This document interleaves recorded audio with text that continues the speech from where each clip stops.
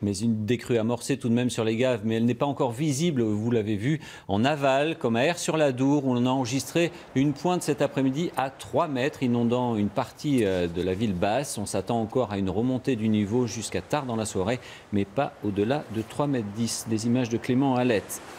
Et plus au sud, dans le Béarn, les Gaves et les cours d'eau regagnent eux aussi progressivement leur lit, laissant derrière eux un épais manteau de boue dans les rues et dans les maisons inondées. L'heure est donc encore au constat des dégâts et au nettoyage. América Lopez.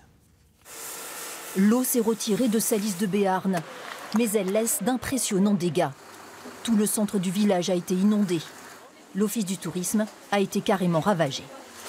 Il y avait 1,60 m d'eau, nous on travaille qu'avec du papier, du carton, de l'informatique, on a tout perdu.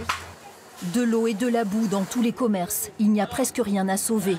Comme dans cette supérette, les réserves sont bonnes à jeter.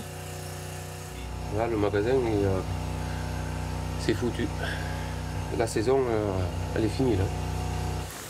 Une partie de Salis de Béarn est toujours sans électricité ce soir, comme ici chez cet habitant en plein désarroi.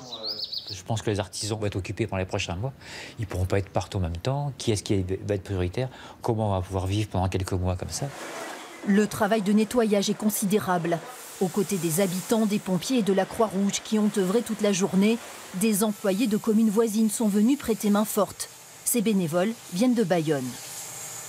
On a pris la route ce matin à 5h30 et on vient de donner un coup de main, solidarité. De toute façon, eux aussi quand on a besoin, ils viennent nous aider, donc voilà.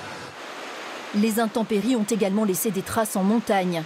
Ici, 50 mètres de chaussée se sont littéralement effondrés sur la route départementale 918 qui mène à la station de ski de Gourette.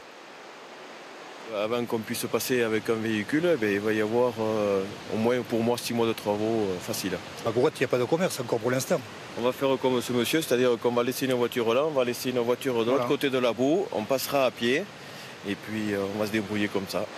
La route entre les Aubonnes et Gourette est fermée. Une déviation a été mise en place.